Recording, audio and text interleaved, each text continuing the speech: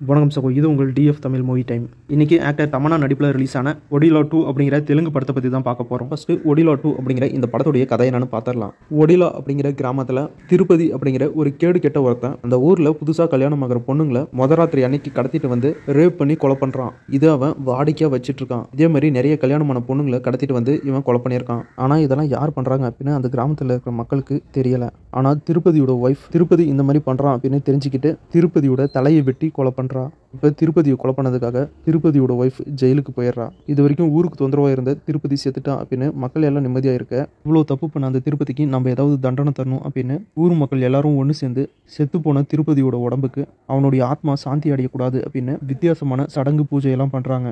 இப்படி ஒரு வித்தியாசமான பூஜையும் சடங்கும் பண்ணதுனால திருப்பதியோட ஆத்மா ஒரு கொடூரமான பிரேதாத்மாவாக மாறி ஒடிலா அப்படிங்கிற அந்த கிராமத்தையே நாசம் பண்ண ஆரம்பிக்குது. அதான் கேடு கெட்டவன் செத்துட்டான்ல, செத்தவனை செத்த மாதிரியே விடாம செத்தவனுடைய பணத்தை கூட விட மாட்டோம், அவனை சபிப்போம் அப்படின்னு சொல்லி ஒரு சடங்கு ஒன்று பண்ணி கெட்டவனை மறுபடியும் இன்னும் கெட்டவனை மாற்றி ஒரு பேயா உலா விட்டுட்டாங்க.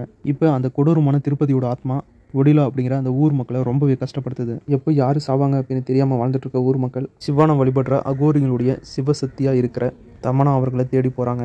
சிவசக்தியாக இருக்கிற தமன்னா ஒடிலா அப்படிங்கிற ஊருக்கு வந்ததுக்கப்புறம் நடந்த சம்பவங்கள் என்ன, திருப்பதியோட ஆத்மா ஊர் மக்களை என்ன பண்ணுச்சு, ஊர் மக்களை காப்பாற்ற சிவசக்தியாக இருக்கிற தமன்னா என்னெல்லாம் பண்ணாங்க, கடைசியாக அந்த திருப்பதியோட பேயை தமன்னா அழிச்சாங்களா, ஊர் மக்களை காப்பாற்றினாங்களா அப்படிங்கிற இந்த எல்லா கேள்விக்கான பதிலையும் ஒடிலா 2 அப்படிங்கிற இந்த படத்தை பார்த்து நீங்கள் தெரிஞ்சுக்கோங்க.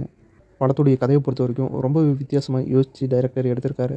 படமாக பார்க்குறப்ப சாமிக்கும் பேய்க்கும் நடுவில் நடக்கிற ஒரு யுத்தம் மாதிரி இந்த படத்தை எடுத்திருக்காங்க.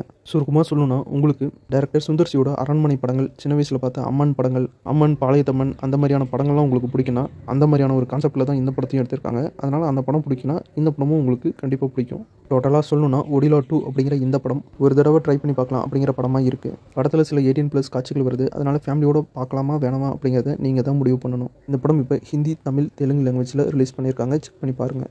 வீடியோ பிடிச்சா லைக் பண்ணுங்கள், நம்ம சேனலுக்கு தொடர்ந்து சப்போர்ட் பண்ணுங்கள், சப்ஸ்கிரைப் பண்ணுங்கள். அடுத்த வீடியோவில் இன்னும் ஒரு சூப்பரான படத்தோட மறுபடியும் உங்களை சந்திக்கிறேன். இது உங்கள் TF Tamil movie time. Thank you.